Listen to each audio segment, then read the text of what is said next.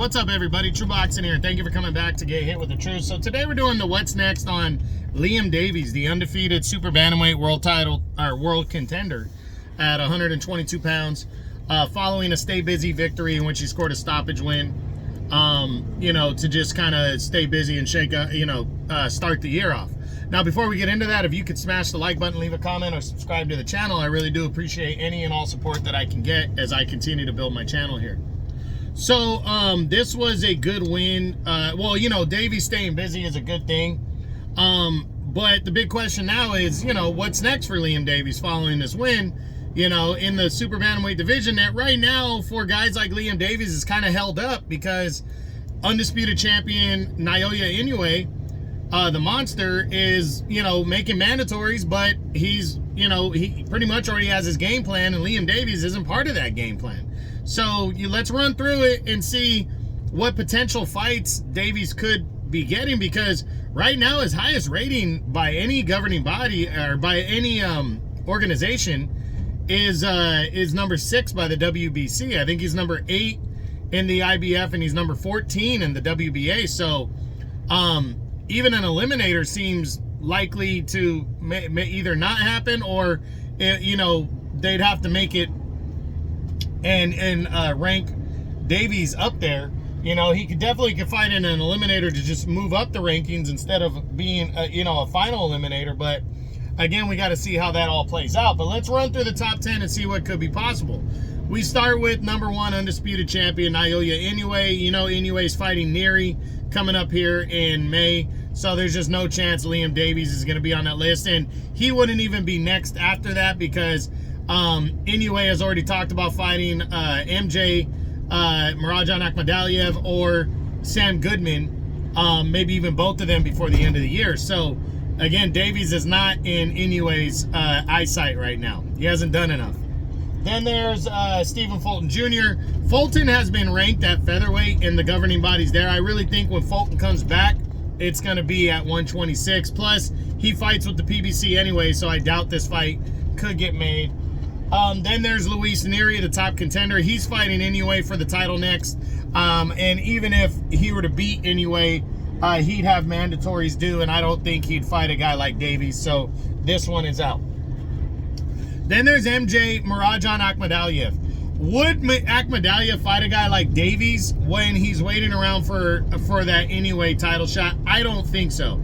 I think it's kind of too high risk of a fight for Akhmadaliev to take on an undefeated fighter like Davies right now, who's on the rise. Would be a risky fight, especially ahead of what we know is going to be a title shot against likely the winner of Inoue and Neary. So I don't see Akhmadaliev giving Davies an opportunity here.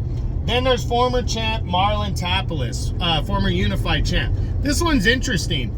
If Tapales wanted to fight, maybe he would sign on for a fight like this. I'd have to lean towards the less likely, just because Tapales is coming off of a loss right now to Inoue when they fought for the undisputed title back in December. He might want to take just longer, a long layoff, or he might even be contemplating retirement at his age. But if he's not and he wants to jump back into it, I think a guy like Davies would be good for Tapales, because moving forward, Tapales is going to be that consummate gatekeeper now. So I mean, I think it'd be smart, but I'm leaning towards the less likely. I don't think it's going to happen.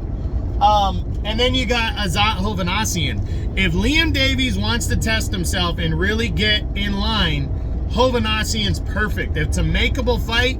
It's a good showdown. Hovhannissian is a straight beast that comes at you, and Davies, this would be the perfect test for him. So somebody in the top 10, if he really wants to move up the ladder, why not face off against Azat Hovhannissian? Again, makes a ton of sense.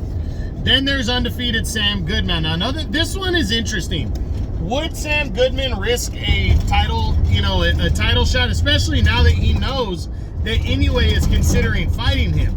That came out. Inoue would be considering fighting Sam Goodman at some point, maybe even in Australia.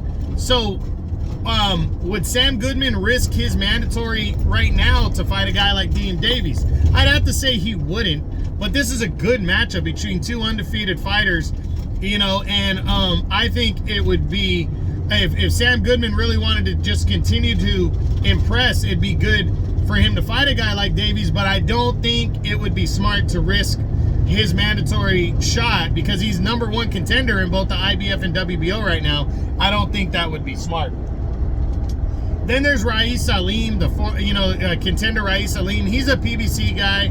I don't think Davies, it's a good matchup for Davies, and I think he should stay away from a guy like Alim, especially if Alim is with another promotion. It just wouldn't make sense. And then a potential rematch with Ionut Baluta. There'd be no reason. He soundly beat Baluta a couple years back in 2022. He doesn't need to fight him again.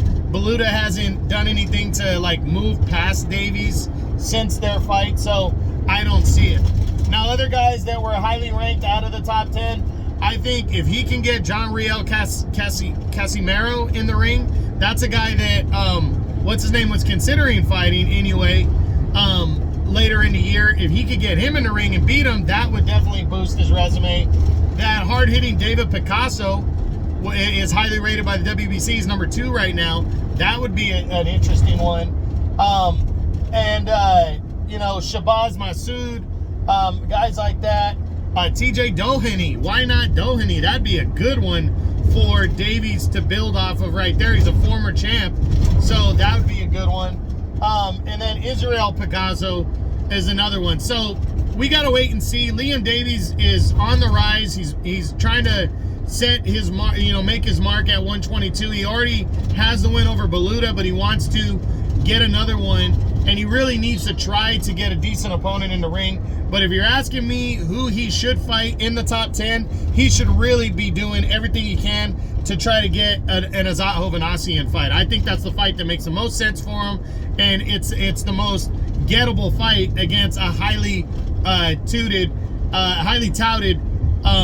super bantamweight that's been there and done that already. And that win would definitely propel him to a title shot likely in 2025, in my opinion. So that's it. That's what I got. That's my what's next on Undefeated Super Bantamweight Contender Liam Davies following a Stay Busy TKO victory. I hope you enjoyed the video. If you did, smash the like button, leave a comment, or subscribe to the channel. I appreciate any and all support. This is True Boxing. You've been hit with the truth.